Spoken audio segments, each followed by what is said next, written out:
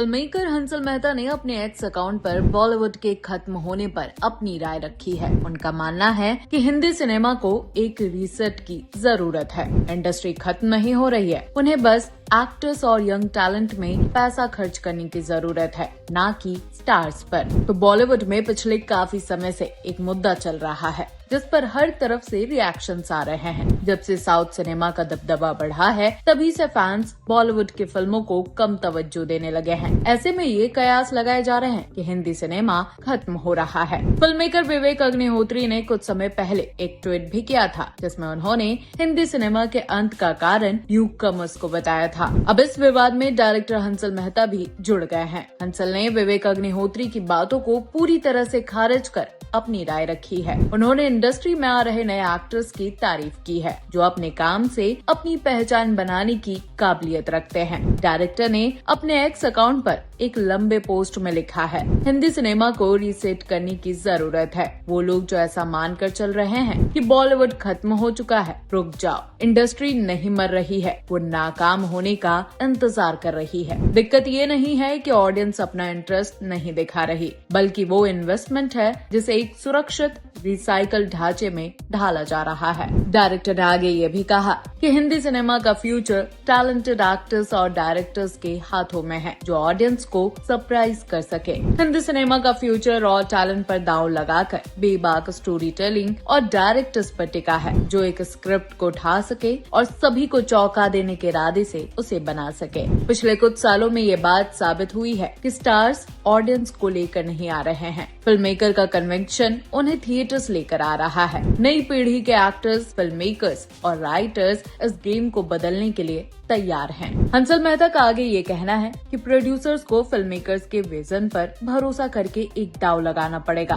उन्हें नई कहानियों को सहारा देना पड़ेगा, तभी जाकर हिंदी सिनेमा में बदलाव आएगा। लेकिन ये सब तभी होगा जब प्रोड्यूसर्स का एक विजन होगा। प्लेटफॉर्म्स जो नंबर्स के बदले कहानियों पर भरोसा दिखाएं, और वो डायरेक्टर्स जो एक जैसी कहानियों के बदले नई कहानियों की मांग करेंगे। इसके लिए एक मजबूत फाइनेंशियल अनुशासन, कमाल की प्रदर्शनीय रणनीति और मार्केटिंग जिसे ध्यान से प्लान और सोचा गया हो, न कि वही चल रही पेड पब्लिसिटी जो इन पब्लिसिटी करने वालों को अमीर और इंडस्ट्री को गरीब बना रही है। डायरेक्टर ने आगे अपने पोस्ट में कुछ टैलेंटेड मेल एक्टर्स के नाम का भी जिक्र किया, जिन्होंने अपनी परफॉर्मेंस से उन्हें इम्प्रेस किया है। साथ ही उन्होंने ये भी बताया कि वो बहुत जल्द अलग से फीमेल एक्ट्रेसेस के नाम की लिस्ट भी शेयर करेंगे। हंसल मेहता ने अपने पोस्ट में आदर्श गौरव, वेदांग रैना, ईशान खट्टर, जहान कपूर, आदित्य रावत, पर्श श्रीवास्तव, अभय वर्मा, लक्ष्य और राघव जुएल जैसे एक्टर्स का नाम लिखा। उन्होंने उनके नाम के साथ उनके काम